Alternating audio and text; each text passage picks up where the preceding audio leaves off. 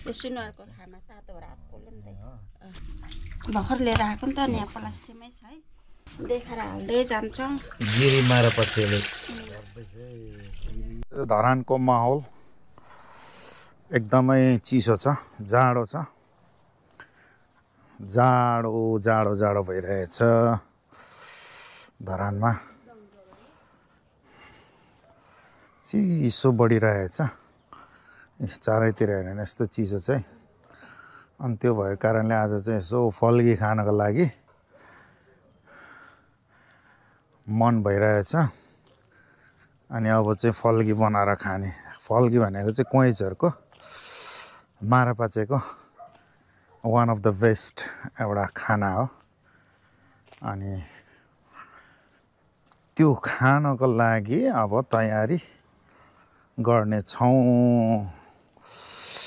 चिसोले निकै च्यालेन्ज गर्यो त्यो भएको कारणले अब चाहिँ आज चाहिँ हामी यो दिउँसो फल्गी खानेछौँ फल्गी चाहिँ कहाँबाट ल्याएको अरे पहाडबाट रामेछापबाट ल्याएको हाम्रो रामेछाप होइन हौ ओखलढुङ्गाबाट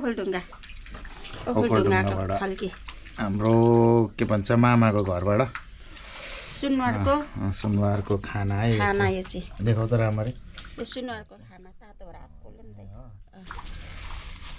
अब यसको दबाई चाहिँ औषधि चाहिँ सुँगुरको खुट्टा भर्खर लिएर आएको नि त यहाँ प्लास्टिकमै छ है खानु सक्नुहुन्छ बनाएर होइन यो फल्की यसमा चाहिँ अहिले भरे पनि अझै हामी हाल्ने कुराहरू तपाईँहरूलाई देखाएर हाल्दै जान्छौँ गिरी मारापक्षले गोमा गिरी मारापाचे भन्छ त्यो चाहिँ कसले सिकाएको रे तिमीलाई बनाउनु मलाई मेरो सासूले बेसार यसमा चाहिँ भरे स्वाद अनुसार नुन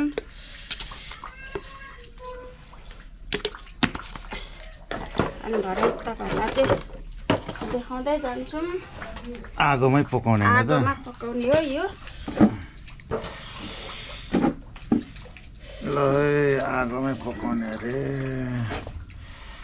यो चाहिँ हाम्रो के भन्छ भडार कोठा है फेरि किचन होइन भडार कोठा अरे बेबीको मासु त्यहाँ पाक्दै गरेको पर्खेको अरे नि आमा ओइ यहाँ न लजाको त यहाँ न ओइ कुन्टु बेबी लाज लागेको तँलाई ओहो लाज लाग्यो ल यहाँ न ओइ रिसाको त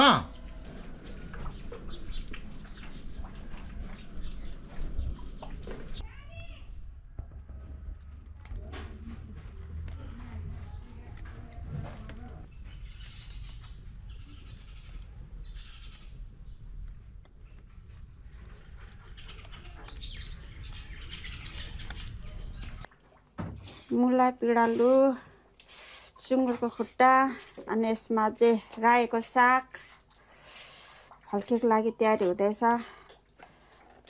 के भन्छ फल्कीको मसला जाडोमा एकदमै राम्रो सुप खानुको लागि फल्कीको लागि तयारी हुँदैछ हजुरहरूलाई फल्की कसरी बन्छ भन्ने कुरो चाहिँ म तपाईँहरूलाई बताउँछु हरियो मकै उसिन्ने सडङमा सुकाउने मजाले सुकाउनुपर्छ त्यसबाट त्यसलाई फल्नुपर्छ फलेर अनि फेरि खाने बेलामा फल्ने अनि त्यसलाई फलिसकेपछि हाम्रो त्यो फल्के खानु तयारी हुन्छ होइन त्यहाँदेखि जाडोको मौसममा चाहिँ एकदम राम्रो जिउ तात्तिने अनि यो चाहिँ म चाहिँ अहिले बनाउँदैछु एकदम चिसो भएको कारणले गर्दा सुकाएको के भएर मकै चाहिँ छ त्यो पनि देखाउनु पर्यो नि त तिमीले सुकाएको मकै फल्की छ अहिले देखाउनु पर्यो अहिले देखाउँछु अनि म चाहिँ यहाँ अहिले बनाउँदैछु होइन यो जाडोको मौसममा चाहिँ खानु जिउ एकदम तात्छ अनि फल्केको लागि पिँडालु, मुला, साग, गेडागुडीहरू, अनि त्यहाँदेखि सुँगुरको खुट्टा हाल्न हाल्नु सक्नुभयो भने अब कतिले त सुँगुर खानुहुन्न नि त, त्यसको लागि तपाईँहरूलाई अप्सन छ। खाने सक्नेले हाल्दा नि भयो, नखानु नसक्नेले अरू मिसाएर खसीको खुट्टा हाल्दा नि भयो। खसीको खुट्टा खाँदा नि भयो, खसी शाकाहारी हो भने नहाल्दा नि भयो। त्यो चाहिँ तपाईँहरूको लागि अप्सन छ। शाकाहारी होइन अलिक शाकाहारी भन न।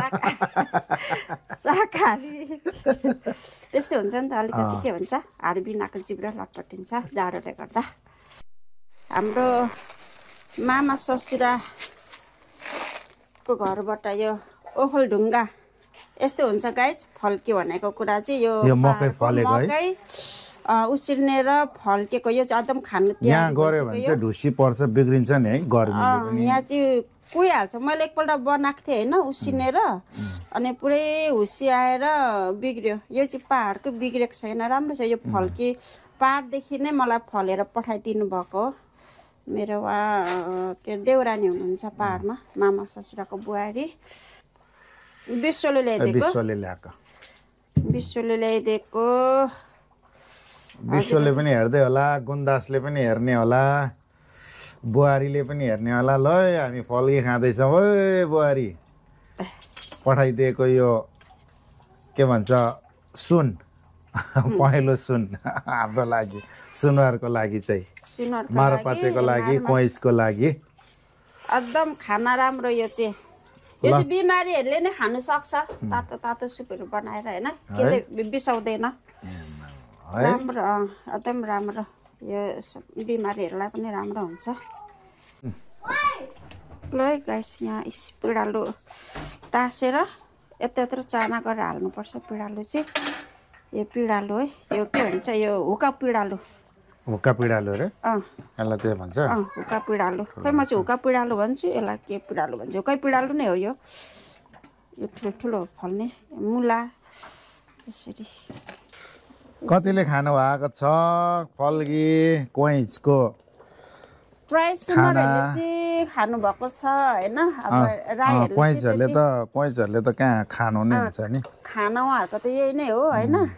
अब राई लिम्बूहरूले चाहिँ खानु भएको छैन। हाल्दै जान्छु, यसरी हाल्नुपर्छ है गाइस हो, खानुको लागि चाहिँ जिब्रोको लागि स्वादिष्ट। ल यो मुला र पिँडालु अहिले एकछिनमा फेरि रायो साग होइन, सागहरू पनि हुँदा हाल्दा राम्रो, नहुँदा अप्सन। यसरी जाडोमा गोमागिरी सुनुवार खतरा भइसक्यो। सासूले सिकाइराखेको है। हजुर, सासूले सिकाउनु भएको, खेर गएन। हाम्रो माइती घरमा त यस्तो खाँदैनन्। अनि यहाँ चाहिँ सुनरको घर माइतीलाई पनि खुवाउनु पर्ने क्या। माइतीलाई चाहिँ खसीको खुट्टा हालेर हुन्छ है गाइस। फेरि यो सुँगुर बिना चाहिँ नि खानुहुन्न होइन, खानुहुन्छ कि खसीको खुट्टा हालेर। अब सुँगुर त खानुहुन्न नि त छेत्री बाहुनले। आफू त अब मतवाली परे, छेत्रीको छोरी भए पनि सुनवारको बुहारी। अब आज 30 रहेछ मङ्गलबार होइन, भोलि 31, पर्सि न्यु इयर। आज चाहिँ हाम्रो न्यु इयर भोलि चाहिँ हाम्रो न्यु इयर इभ हुन्छ। बेलुका बस्छौँ। 2025 को अन्तिम फल्कीबाट बिदाई गर्नुपर्छ। यो फल्कीले चाहिँ बिदाई गर्ने होइन त, जहाँ फल्कीले चाहिँ 2025 लाई बिदाई गर्ने। ल यस्तै छ। ल गाइस, फल्कीमा साग पनि हालेर खानुपर्छ, एकदम राम्रो। यो चाहिँ पाक्ने बेलामा होइन, यो चाहिँ पाक्ने बेलामा। अब चाहिँ पाक्ने बेला भयो। अब एकछिन कति घन्टा भयो अहिले त? अलिक छिट्टै भयो है। छिटो कति घन्टा भयो? 12 बज्न आँटेन। कति बजी गरेको बसाइ? 8 बजे। 8 बजे 4 घन्टा भएछ। त्यो त 3-4 घन्टा त पकाउनै पर्छ नि त। यसरी अब साग हालेर खानुपर्छ। साग हालेर खाँदा झन् बडो मिठो हुन्छ है। हजुर, अन्तिममा साग हाल्ने, रायोको साग खाने हो। अब शीतमा नटिप्ने भनेर यो चोइसमकै टिपिरहेको रहेछ गाइस। यसरी तताएर ल्याएको सुकेको खोर्सानी हाल्दा पनि राम्रो हुन्छ यो चाहिँ नानीहरू पिरो भन्छ र यसरी झानेर खानुपर्छ हजुर केले जानेको चाहिँ यो लसुन अनि जिरा लसुन जिराले टिमुर त्यतिकै हाल्यौँ तेलमा झान्यो भने फेरि स्वाद जान्छ भनेर यसरी ल है गाइस फल्की हेर्नुहोस् गाइस यो दाना दुनी छ फल्की छ सुँगुरको खुट्टा देखिहाल्नु भयो होला जाडोमा यस्तो खाँदा जिउ तातो तातो सुप हुन्छ एक भाँडा छ यो चाहिँ हामी अब चुस चुस खाएर दिनभरि सकाउने गोमाले पस्किँदैछ बुढाहरू त कता कता गयो बुढाहरू त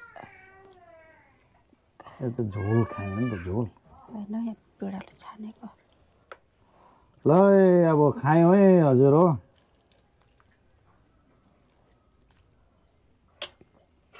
अब खाएपछि कस्तो हुन्छ हामीले खाने तयारी भयो अब यो फल्की म खान्छु म टेस्ट गरी हेर्छु गाइस कस्तो भएको छ गाइस फल्की खाए टेस्टी टेस्टी यो मकै साइला पाकेपछि चाहिँ यस्तो हुन्छ है ल हजुर सुरु गरेँ मैले चाहिँ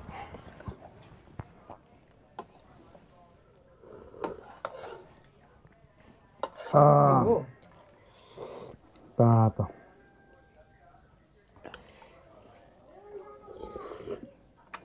अब यो मकै बनाउनु नै कति मेहनत लाग्छ क्या एकदम मेहनत छ मकै बनाउनु त्यो भएको कल्पी हो त्यसै कल्पी खल्पी हो ए चाहिँ खल्पी त्यो चाहिँ कल्पी